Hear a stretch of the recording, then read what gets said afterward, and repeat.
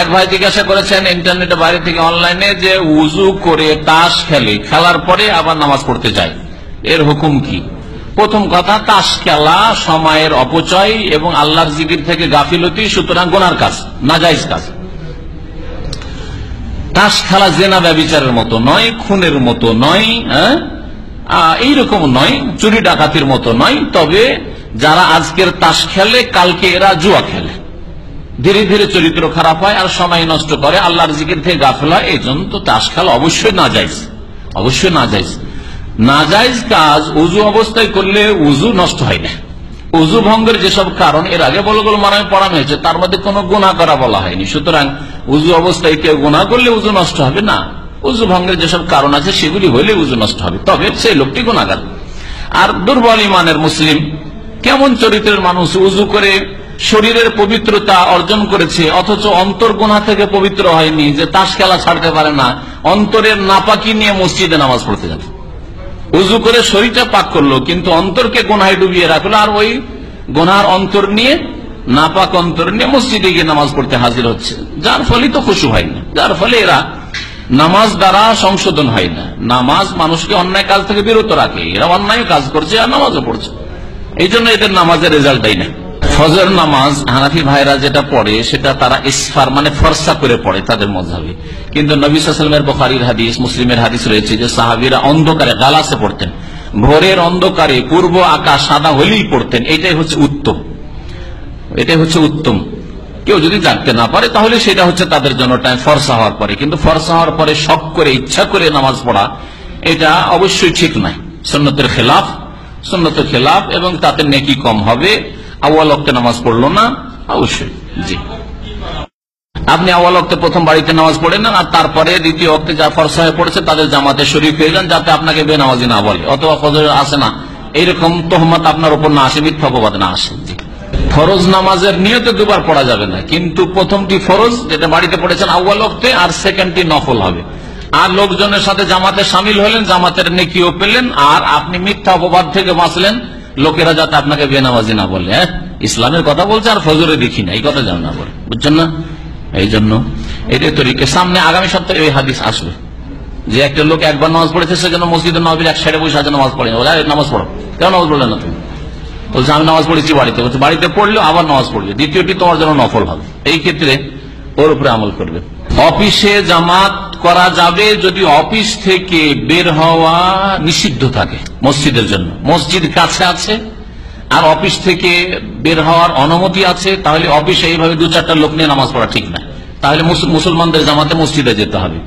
আর যদি দেখা যায় যে অফিস থেকে বের হওয়ার সুযোগ দিলে বেনামাজি নামাজ পড়বে না, গিয়ে আড্ডা দিও বাইরে। অনেক জায়গায় এইরকম কমপ্লেন আমাদের কাছে এসছে যে আমরা ওইখানে প্রেয়ার হলে নামাজ পড়াই কেন, বসেরা বলছে এই জন্য নামাজ পড়াই যে এখানে সবাই নামাজ পড়বে আর দেখতে পাবো যে কে কে নামাজ পড়লো।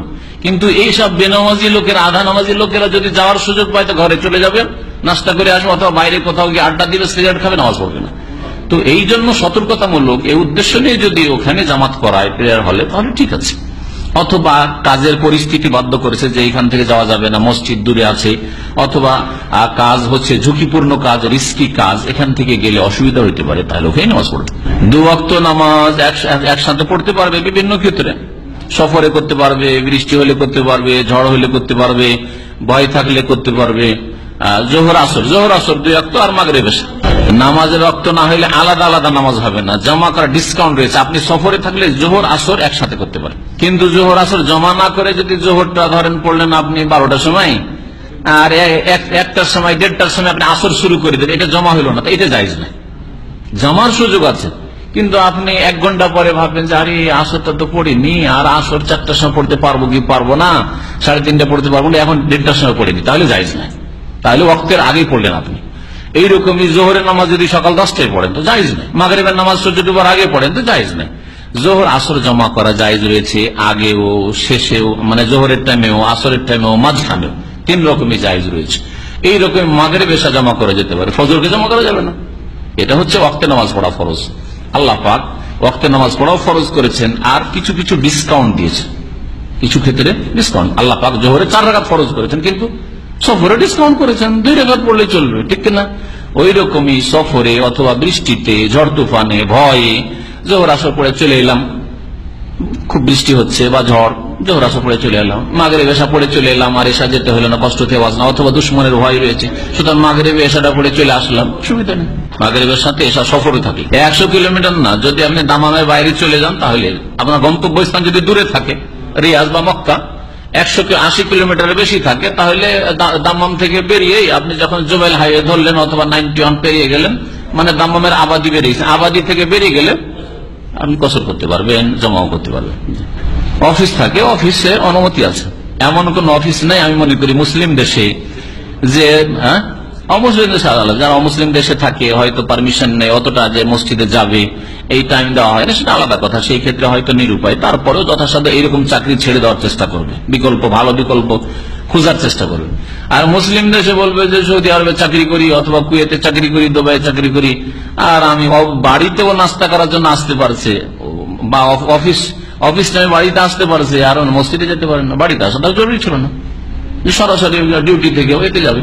আমি এখানে দাম্মাম সিটি সেন্টারে থাকি, এই এরিয়াতে থাকি, হ্যাঁ, আর যখনই আমি 91 ঢুকে যাব তখন আমি এখানে মুকিম হয়ে গেলাম, আর সফর নেই, সফর শেষ। যখন জনবস্তিতে ঢুকে যাবেন, গ্রামের এক কিনারায় ঢুকে যাবেন, দেশের গ্রামের কথা বলি, আপনার গ্রামের ওই পাশে বাড়ি, এদিক দিয়ে ঢুকলেন, গ্রামের এক কিনারে ঢুকে গেলে আপনি মুকিম হয়ে গেলেন। নবী করিম সাল্লাল্লাহু আলাইহি সাল্লামের বিবিগণ নবী সাল্লাল্লাহু ইন্তেকালের পরে চুল ছোট করে রাখতেন, এই জন্য যে সৌন্দর্য আর কার জন্য করবো, চুলটা সেই যুগে সৌন্দর্য মনে করা হইতো।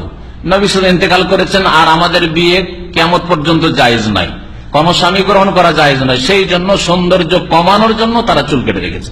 আর আজকাল ইহুদি নাসারাদের অনুসারী মুসলিম মহিলারা আর সৌন্দর্য বাড়ানোর জন্য চুলের রং চেঞ্জ করে, চুল কেটে রাখে। আর কাফেরদের অনুকরণের জন্য, কাফের মহিলা অসৎ চরিত্রহীন মহিলাদের অনুকরণের জন্য, সেই জন্য এটা জায়েজ নাই, এটা কাফেরদের তাকলিদ আজকালকার যুগে, সেই জন্য চুল ছোট করা জায়েজ নাই। আর নবী সাল্লাল্লাহু আলাইহি সাল্লামের স্ত্রীদের নিয়ত ছিল সব যে আমরা চুল ছোট করছি, কারণ চুল সুন্দর করে রাখলে এটা আমাদের জন্য উচিত নাই, কারণ আর বিয়ে শাদী করবো না, নিরাশ, খালাস, আমাদের শেষ, বিয়ে শাদীর জীবন শেষ, সুতরাং তারা চুল কেটেছেন, এটাই হচ্ছে তার সহি বাক্য। এই জন্য আজকাল মহিলাদের চুল কেটে রাখা যায় না, যেই মহিলাই কাটুক, বলুক আর নয় বলুক, কাফের ইহুদি নাসারা যে হিন্দু মহিলাদেরকে দেখেছে এই চুল এতটুকু দেখতে ভালো লেগেছে, তাও সেই জন্য সেও কাটবে, জি এই জন্য জায়েজ নাই। মান তাশাব্বাহা বিকওমিন ফাহুয়া মিনহুম, কেউ যদি কোন জাতির সাদৃশ্যতা অবলম্বন করে তাদের দলে শামিল হবে, তবে কারো যদি ওজর থাকে আলাদা কথা। না, দ্বিতীয় জামাতের 25 গুণ 27 গুণ ফজিলত নেই। দ্বিতীয় জামাত জায়েজ কিনা ইখতিলাফ রয়েছে, যদিও জায়েজের কিছু দলিল রয়েছে। নবী সাল্লাল্লাহু আলাইহি ওয়াসাল্লামের জামানায় এক সাহাবী আছে, একা নামাজ পড়ছিলেন, বললেন আল্লাহ রাজুলুন ইয়াতাসাদ্দাকু আলা হাযা, কেউ আছে যে এর উপরে সাদকা করবে, তখন আবু বকর সিদ্দিক রাদিয়াল্লাহু আনহু গেলেন। এইসব হাদিস দিয়ে অনেক ওলামারা জায়েজ করেছেন, আমরা জায়েজ মনে করি। তবে ইচ্ছে করে যারা যাচ্ছি যাব করে জামাত শেষ হয়ে গেল যেতে যেতে, অবশ্যই গুনাহগারেরা, আর জামাতের 27 গুণের ফজিলত পাবে না। জামাতের 27 গুণের ফজিলত